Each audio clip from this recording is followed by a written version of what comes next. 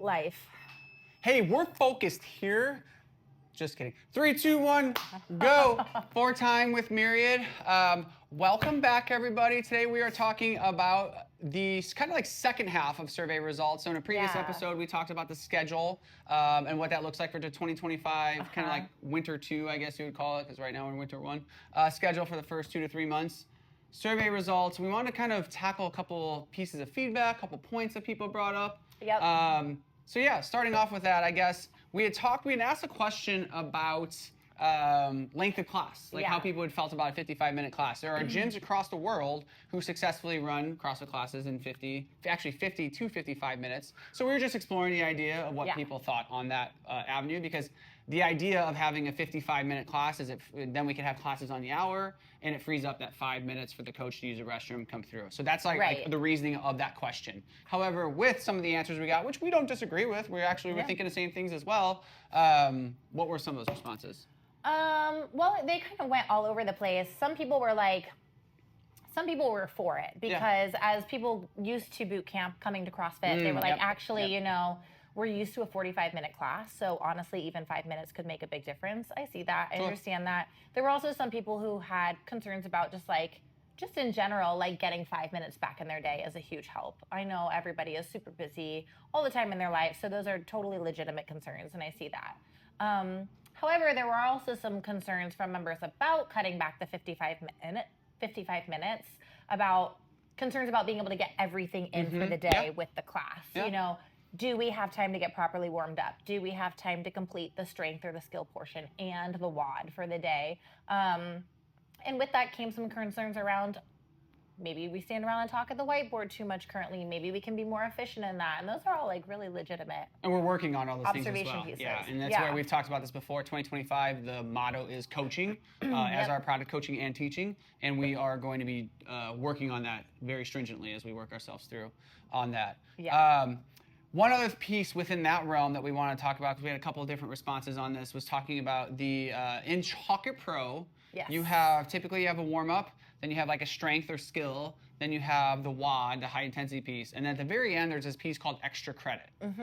Tell me a little bit about extra credit and what that is. Yeah, so some of you may be aware of this and some of you may not be, but when we switched to level method, we opted into their programming. So most of all of that you're seeing, most of that is written by level method. However, Richie does go in and has started to manipulate some of that to be more appropriate for our gym population. But level method is who includes warm up, strength, workout of the day, and extra credit. We never had extra credit before. The extra credit is not actually intended to be part of the class work. Correct. That's kind of why it's called extra credit. It's just bonus there. For members who maybe have an extra 10 minutes to stick around after class, who have a skill they're working on, if you notice and you look at the extra credit pieces, they're usually pretty targeted to one of the assessments. And they'll kind of work that way through the month. They'll usually be targeting 1 or 2 of the assessments. And the idea is for people who are trying to level up, if you stick around and do the extra credit, that's going to help you get towards the next progression in your assessments. So you're allowed to do them anytime you want, and coaches can answer questions you might have about them, but they're not actually intended to be coach-led parts of the workout. For sure. A quick history lesson as well is we actually used to have accessory work that people would do before class, after class. Once class was over, people would peel off and kind of go over to a corner, and like a group of people would work together. People would solo kind of come off and kind of do their own thing. We went away from that quite a bit, especially once we got into one space where we had a limited amount of space, where we had a boot camp class going, a CrossFit class going, so we had to have a lot of control. With having one fitness class going on at a time, it will be easier for us to allow people to be like, hey, go use that space over there for extra credit, for open gym, go find a little corner over here. So there should be more space for that, and so we encourage that extra credit piece if you want to do extra work to do that. So. Yeah, exactly. Move classes. Yes. We got a lot of responses on like more move classes. Yeah, everybody loves move classes. So I get it. I love move. Yeah, I was gonna say. Why do you love move? Well, move, I love it. What makes move move? Move is it's Sunday. That's what move is for me. It's a Sunday class. It's literally no scores. It's literally just make the workout work for you. It's fantastic warm ups by Coach Kelly. Like Move to me is Coach Kelly and Coach Mickey, and for the most part, they can only coach on Sundays. I know Mickey coaches a couple other classes. Kelly pops in from time to time as well to sub in, but like that's their schedule. And I'm jumping too far ahead. What's Move mean to you?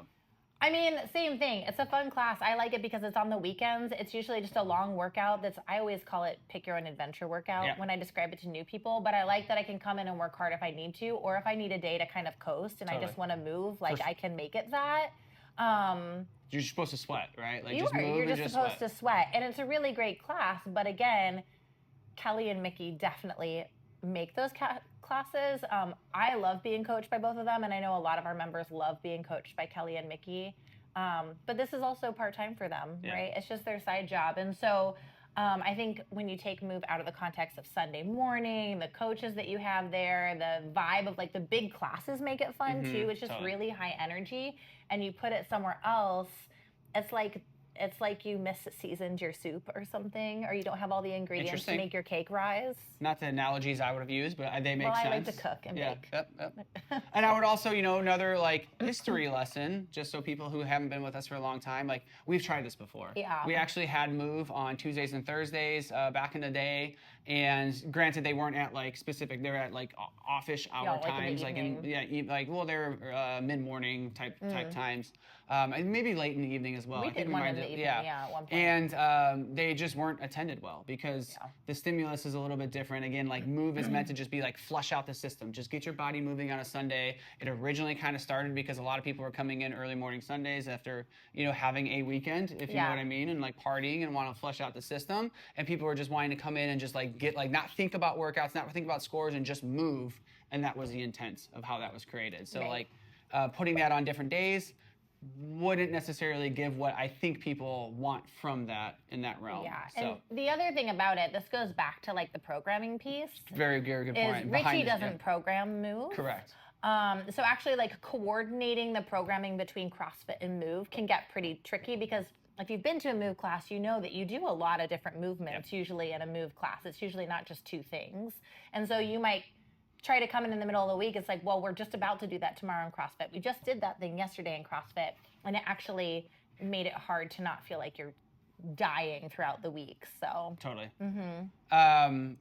Big classes. No, we hit on that in a previous episode. Oh, I want to say one other thing. Go ahead, say another thing. Because this goes along with it. So on Saturdays, we are readjusting the programming a little bit to be. It's not Move, but to be a less technical CrossFit workout. Ooh. So if you are like looking to come in and get that sort of mindset that you have in Move, where you just get to come in and like do kind of a longer fun workout, maybe you like partner stuff, things like that, we are going to intentionally make Saturdays more of like a fun workout day. I love that. Less technical, less things you have to really think hard about. Speaking of which, and I don't know if this is on our list, but holidays in 2025, aren't we moving towards some of the more spirited hero holidays? Workouts? Correct. Yeah. Yeah, doing because we also miss doing some of the hero workouts from CrossFit. So adding those in on like Veterans Day or July 4th. Any of those days, That's gonna be Murph. Which will be fun. What else we got? On Move? No, on feedback. Oh, well, we've got to talk about the InBody. Okay. Tell me about it. Well, and this was an error on our part. I'm really glad people mentioned it on the survey because we have a little link at the bottom of the newsletter that says click here if you want to schedule an InBody. And people were clicking it and they weren't getting a response. And that's because there was no one on the other end, which we didn't know. Technology. I know, but that's the great thing about the survey is enough people saying that it's like, okay, what is going on here? Like, we need to figure out what this is. I don't know who originally created that link, but at some point, someone in time created a link that went to a little Google form that you filled out to set up your InBody, and that went to a spreadsheet that was being emailed to no one. So I didn't even know it existed. Like, no one on the team right now knew it existed. So once I did some research, I was like, well, no wonder. This is just like a dead form. No one knows about it. Alex L, Nicole T, there's a few others that were on there that had filled it out numerous times. Like, no one's responding to me. And we now saw those responses and we're like, oh, shoot. So we figured it out. So what's the solution for InBody? Yeah. So if you've taken an InBody before, they're pretty simple to do once you do your first one. So I have made instructions and I've printed them on the wall next to the InBody. They're laminated. So you can come in and just do an in-body on your own. You don't need to schedule an appointment anymore. There's often someone here at the front desk, like usually myself. Zoe is often up here. And even if we're not here, it only takes 2 minutes for the coach to get you set up on an in-body before class. So my recommendation is come before class. You just can't eat, drink, or do physical exercise 2 hours before. So it's really great if you do a morning workout. You can come in beforehand. If you need assistance, you can grab a coach and be like, hey, can you get me started on the in-body? Just make sure you arrive 10 to 15 minutes early before class. So you're not asking them to do that at the last minute, but you can just run through it on your own. Rolling weight carts was another one that you get 2 or 3 people. Unfortunately, we can't roll weight carts here on these mats because these mats are too thin. Even though they are solid mats, like they get rolled up on each other when there's rolling things. So anytime we have like a, what's the big giant? The scissor lifts. Scissor lifts in here. Some people have been in here when one super has heavy. gotten, Like we have to actually roll up bit. the entire mat system because the mats will get like unbuckled up underneath each other. So we can't do that. So we have been playing with where weights go, as many people have seen. And so thank you for your patience on that. We're just trying to figure out what the most efficient way is for this space to run with where barbells are at, where weights are at. So we're trying our best to figure that out. And once we kind of land on like a more permanent, which we won't find permanent until we get into 2025. Right. But once we get more permanent, we'll put some signage up as well. So thank you for your patience on that. Yeah, absolutely. We also had people asking about coat hooks. Talk about it. Yeah. So people don't want to shove their coat in a cubby. I get that. We do have a coat hook in the lobby. I'm looking at it right now. You winked at it. I did. I did wink at the coat hook, you know, just see you over there, buddy. It's over in the corner by the retail, but also there are coat hooks in the bathrooms as well. Richie hung those up for us. One thing we did just want to call out, I don't think this is a thing in the men's restroom. I've discovered, you know, I don't go in there very often, but in the women's restroom, the coat hook is loaded with towels. Just many, many towels. They seem lonely. I'm not sure whose they are. It's like the land of lost towels in there. So just to be aware, you know, if you've got a towel in the women's restroom, take it home and wash it, claim it, make sure someone knows it's yours, because I don't know whose those towels are. And I have a feeling that some people have forgotten about them, and there's no room to hang up coats in there. Yeah, I'm going to call it out that December 31st, we're going to probably do like we're going to do a clean out of all spaces, bathrooms, locker rooms, lobbies, and making sure that we have all those and like probably either dispose of things or donate them to Goodwill of that nature. So please get if you're one of the towel people or things in your space, like grab those out so we can get everything cleaned out and start the year fresh. Yeah.